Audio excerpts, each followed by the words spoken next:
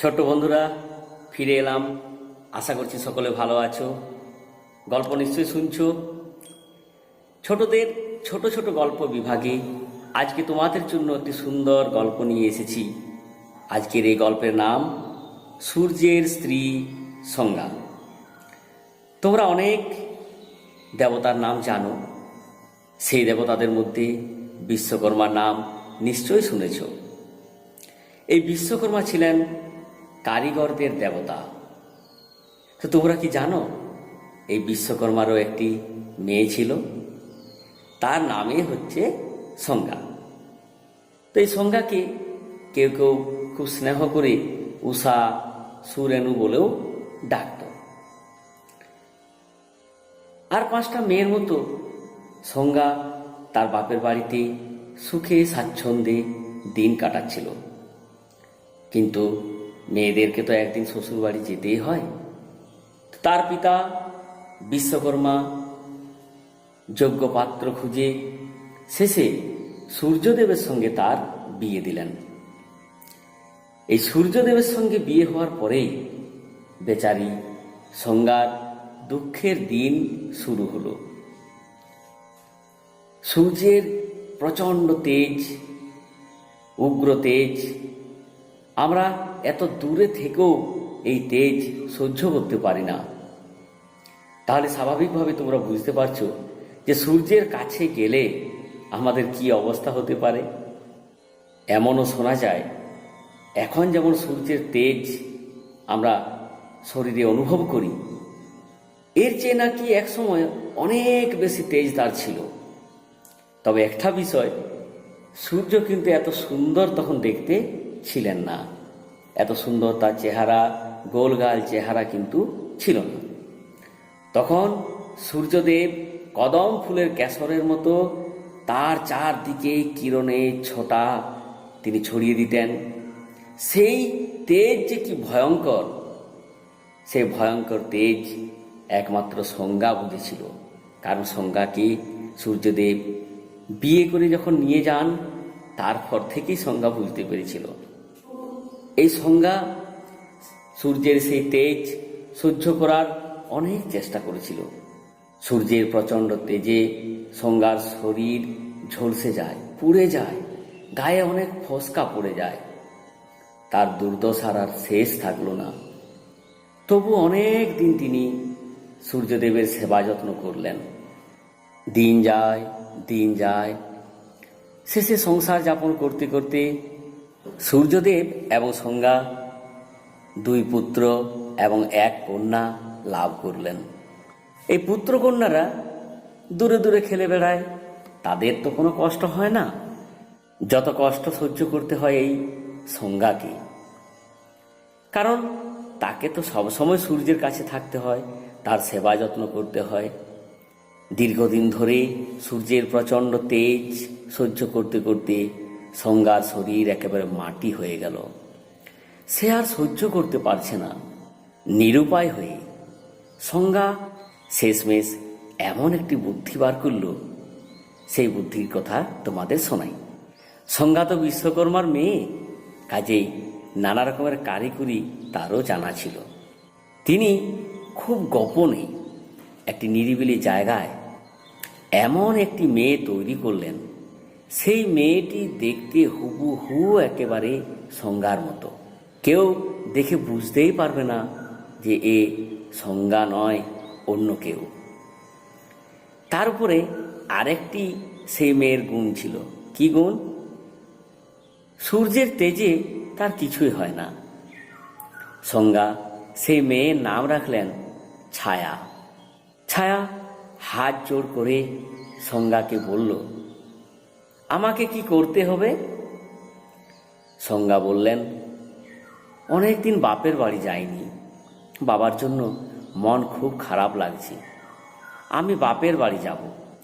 আমি বাপের বাড়ি গেলে তুমি এখানে থেকে ঘরকন্না করো, রান্না বান্না করো, আমার ছেলে মেয়েদের যত্ন করো, তাদেরকে খাইয়ে পরিয়ে বড় করো।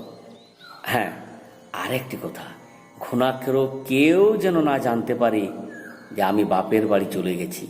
এ কথা কিন্তু কাউকে বলা যাবে না। ছায়া বলল, আমি সব সহ্য করতে পারবো, কিন্তু যদি আমার কেউ চুল ধরতে আসে বা আমাকে যদি কেউ সাপ সাপান্ত করতে চায়, তবে আমি কিন্তু চুপ থাকতে পারবো না।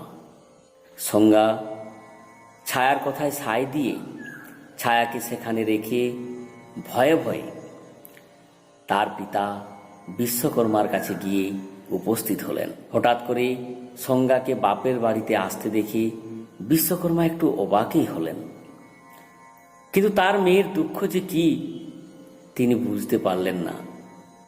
তাই তিনি যেমন আশ্চর্য হলেন, অল্প বিরক্ত হলেন। সংজ্ঞার কাছে বাপের বাড়ির আসার কারণ জানতে পেরে বিশ্বকর্মা বললেন, মা, তুমি ভারী অন্যায় করেছ, তুমি শ্বশুর বাড়িতে ফিরে যাও।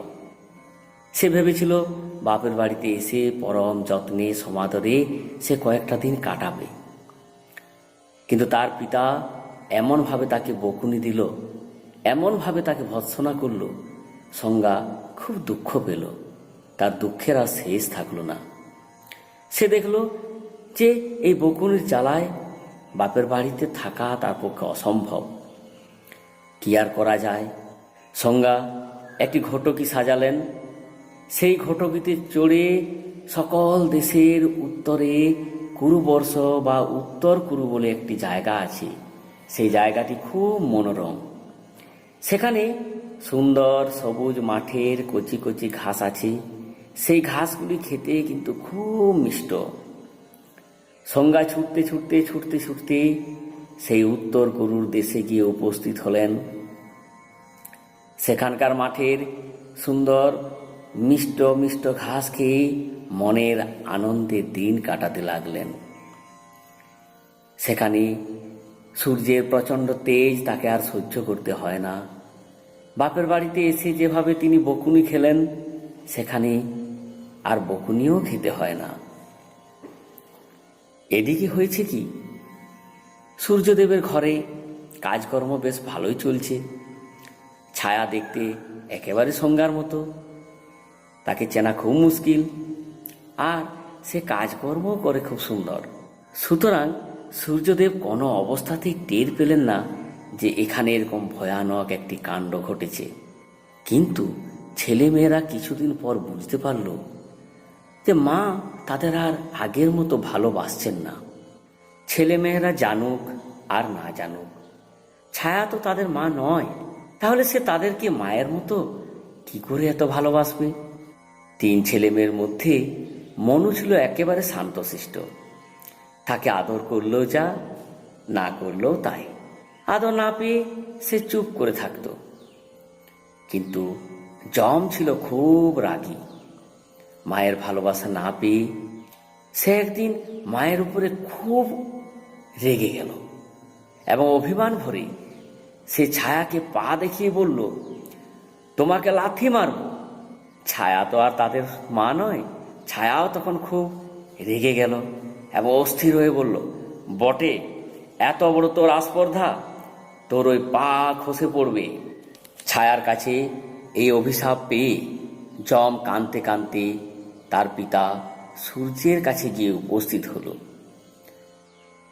পিতাকে বলল, বাবা, মা আমাদের আর আগের মতো ভালোবাসেন না। আমি তাকে সেই অভিমানে পা দেখিয়েছিলাম। তুমি জানো মা আমাকে কি বলল? মা বলল আমার নাকি পা খসে পড়ে যাবে। বাবা, আমি তো লাথি মারিনি। তুমি আমাকে এই অভিশাপ থেকে মুক্ত করো, আমাকে বাঁচাও। তুমি আমার পা খসে পড়তে দিও না। সূর্য বললেন, বাবা, তোমার মা যখন অভিশাপ দিয়েছেন, আমি কি করে তা আটকাই? তবে হ্যাঁ, এটুকু করা যেতেই পারে।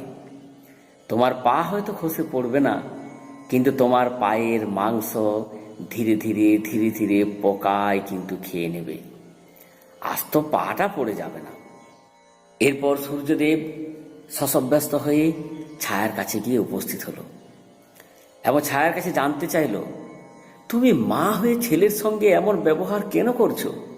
ছায়া প্রথমে চুপ করেই ছিল, কিন্তু সূর্যদেব যখন প্রচণ্ড রাগে ছায়ার মাথার চুল মুঠি ধরে অভিশাপ দেওয়ার জন্য উপস্থিত, তখন ছায়া বলল, আরে করেন কি আমি সব বলছি। ছায়া কিন্তু সমস্ত বৃত্তান্ত সূর্যদেবকে জানালো। সূর্যদেব এই কথা শুনে খুব ব্যস্ত হয়ে উঠল। সে কিন্তু সঙ্গাকে সত্যি খুব ভালোবাসত। তার স্ত্রী যে এভাবে তাকে না জানিয়ে বাপের বাড়িতে চলে যাবে সে কল্পনাই করতে পারেনি। সেই জন্য সূর্যদেব সঙ্গে সঙ্গে শ্বশুর বাড়ির উদ্দেশ্যে রওনা দিলেন। শ্বশুর বাড়িতে গিয়ে উপস্থিত হলেন। বিশ্বকর্মা দেখলেন সূর্যদেব তো প্রচণ্ড রেগে আছেন, আর মুখ দিয়ে কোনো ভালো কথা বেরোচ্ছে না। তখন বিশ্বকর্মা অনেক ভালো ভালো কথা বলে সূর্যদেবকে শান্ত করার চেষ্টা করলেন এবং বললেন, সূর্য, তেজ কি ভয়ঙ্কর! আমার মেয়ে সেই তেজ সহ্য করতে পারছিল না, সেই জন্য সে ভয়ে তোমার কাছ থেকে পালিয়ে গেছে। তবে তুমি যদি চাও তো তোমার এই তেজ আমি অনেকটা কমিয়ে দিতে পারি, তাহলে সঙ্গারও কোনো অসুবিধা হবে না, তোমার সঙ্গে থাকতে তোমারও অনেক সুবিধা হবে। আর তোমার এই যে এমন চেহারা, এই চেহারাটাও কিন্তু অনেকটা আগের চাইতে সুন্দর হবে, মোলায়েম হবে। সূর্য সত্যিই সঙ্গাকে খুব ভালোবাসতেন, সেই জন্য তিনি তৎক্ষণাৎ বিশ্বকর্মার কথায় রাজি হয়ে গেলেন। বিশ্বকর্মা সুযোগ বুঝে আর দেরি না করে তাড়াতাড়ি সূর্যকে কুঁদে চড়িয়ে দিলেন। কুঁদে চড়ানোর পর শোঁ শোঁ শোঁ শোঁ শব্দ করতে লাগলো এবং কয়েক পাক ঘুরতে ঘুরতে সূর্যদেবের সেই উস্কো খুস্কো যে কিরণগুলি ছিল বাটালির মুখে পড়ে সেগুলি সব উড়ে গেল এবং তার ভিতর থেকে সুন্দর গোল একখানা মুখ দেখা দিল। এবং সেখানে যারা উপস্থিত ছিল সকলে দেখে বলল, বাহ, বেশ সুন্দর হয়েছে। এখন সূর্যদেব যেমন ঠান্ডা তেমনি দেখতেও খুব সুন্দর। সকলের প্রশংসায় সূর্যদেব একেবারে গলে গেলেন, খুব সন্তুষ্ট হলেন এবং সঙ্গাকে খোঁজার জন্য বেরিয়ে পড়লেন। তিনি শুনলেন সঙ্গা ঘটকি নিয়ে উত্তর দিকে চলে গেছে। সেই জন্য কাউকে আর কোনো কিছু জিজ্ঞাসা না করেই সূর্যদেব বুঝতে পারলেন যে তার স্ত্রী এখন কোথায় রয়েছে।